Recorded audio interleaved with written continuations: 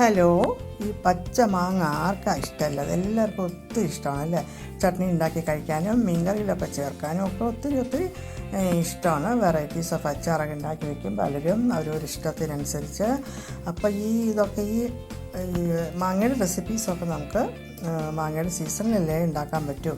പലരും പറഞ്ഞു കേട്ടിട്ടുണ്ട് മാങ്ങ സീസൺ കഴിഞ്ഞാൽ ഇച്ചിരി മീനോ നെത്തോലിയോ അല്ലെങ്കിൽ മത്തിയൊക്കെ കിട്ടുമ്പോൾ ഒത്തിരി മാങ്ങ ഉണ്ടായിരുന്നെങ്കിൽ നമുക്ക് നല്ല രുചിയായിട്ടൊരു കറി ഉണ്ടാക്കാമെന്നൊക്കെ പലരും പറഞ്ഞ് കേട്ടിട്ടുണ്ട്. അതിന് അങ്ങനെ നിരാശപ്പെടേണ്ട കേട്ടോ. മാങ്ങ നമുക്ക് മാങ്ങയുടെ അടുത്ത സീസൺ വരെ സൂക്ഷിച്ച് വെച്ചാൽ മതി. ഫ്രിഡ്ജൊക്കെ ഇപ്പോൾ എല്ലാവരുടെ വീട്ടിലുണ്ട്.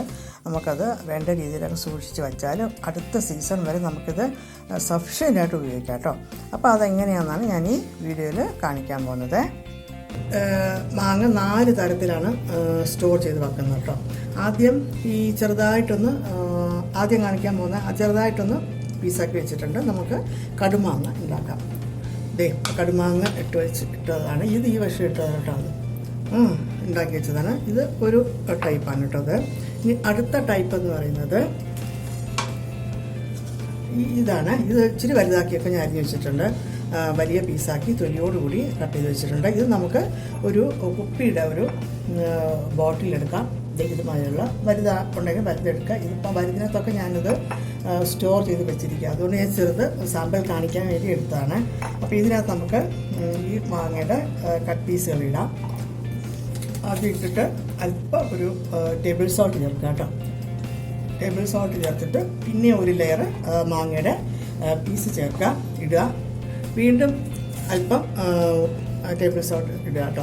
അങ്ങനെ ഇത് ബോട്ടിൽ നിറച്ച് വെച്ചേക്കാം. നിറച്ച് വെച്ചിട്ട് അടച്ചിട്ട് നമുക്ക് ഫ്രിഡ്ജിൽ വെക്കാം. ഫ്രിഡ്ജിൽ വയ്ക്കേണ്ടത് ഫ്രീസറിലല്ല, നോർമൽ ഭാഗത്ത് വേണം വയ്ക്കേണ്ടത് കേട്ടോ. നോർമൽ സൈഡിൽ വയ്ക്കാം.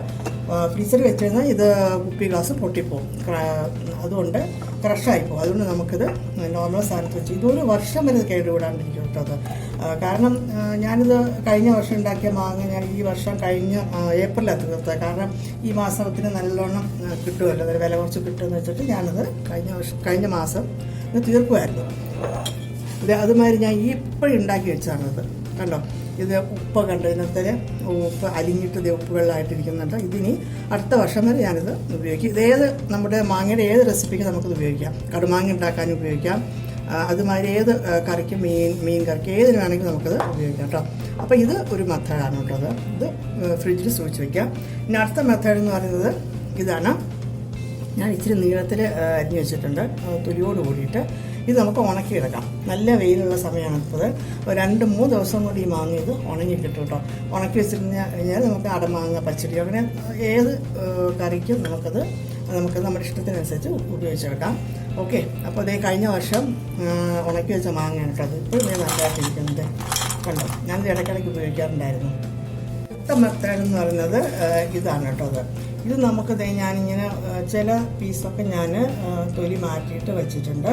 ചിലതൊക്കെ തൊലിയോട് കൂടിയും വെച്ചിട്ടുണ്ട്. ചില പീസൊക്കെ എങ്ങനെ വെച്ചാലും കുഴപ്പമില്ല.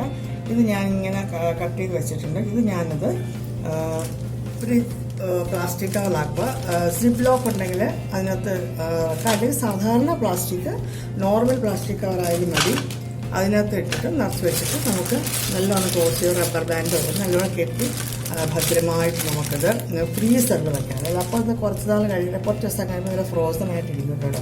ഇത് നമുക്ക് മീൻകറിയും അതുമാതിരി ഏത് കറിക്കും, വെജിറ്റബിൾ കറി അവിയലോ ഒക്കെ ഉണ്ടാക്കുമ്പോഴും അല്ലെങ്കിൽ മീൻ കറിയൊക്കെ ഉണ്ടാക്കുമ്പോഴും നമുക്കിത് ഉപയോഗിക്കാം കേട്ടോ. കഴിഞ്ഞ വർഷത്തെ മാങ്ങ ഞാൻ ഇപ്പം വരെ ഞാനത് ഉപയോഗിച്ചു. ഈ മാസം വരെ കഴിഞ്ഞ മാസം വരെ ഞാനത് ഉപയോഗിച്ചിട്ടത് ഒരു കുഴപ്പമില്ല.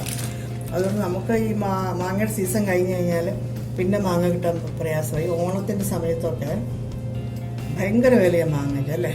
അപ്പോൾ ആ സമയത്തൊക്കെ നമുക്കിത് കടുമാങ്ങ ഇടാനും ഒക്കെ നമുക്കിത് ഇതുപോലെ സൂക്ഷിച്ച് വെച്ചാൽ നല്ലതാണ്. ഈ ബോട്ടിൽ സൂക്ഷിച്ച് വെക്കുന്നത് നല്ലതാണ് കടുമാങ്ങയൊക്കെ ഉണ്ടാക്കാറുണ്ട്. ഞാൻ പലർക്കും ഇത് ഉണ്ടാക്കി കൊടുക്കാറുണ്ട്. ഓണത്തിന് മാങ്ങ കിട്ടാൻ ബുദ്ധിമുട്ടുള്ളപ്പോഴും അതുമാതിരി ഭയങ്കര വിലയാവും. ഒരു 240 രൂപ വിലയാവും കേട്ടോ അപ്പോഴേ ഒരു കിലോയ്ക്ക്. ആ സമയത്തൊക്കെ ഒത്തിരി നല്ല ഹെൽപ്പാണ് ഇങ്ങനെ ഉണ്ടാക്കി വയ്ക്കുന്നത്. അപ്പോൾ ഇതെല്ലാവരും ഈ 4 തരമാണ് ഞാൻ ഉപയോഗിക്കുന്നത്. ഈ 4 തരത്തിൽ മാങ്ങ ഞാൻ സ്റ്റോർ ചെയ്ത് വയ്ക്കും. അപ്പോൾ നിങ്ങൾക്കിത് ഏത് നിങ്ങൾക്ക് ഏത് സൗകര്യമാണോ ആ രീതിക്ക് നിങ്ങളത് സ്റ്റോർ ചെയ്ത് വെക്കാം കേട്ടോ. ഓക്കെ, അപ്പോൾ ഇതെല്ലാവർക്കും വീഡിയോ ഇഷ്ടമായെങ്കിൽ എല്ലാവരും സബ്സ്ക്രൈബ് ചെയ്ത് തരണേ. Okay, by.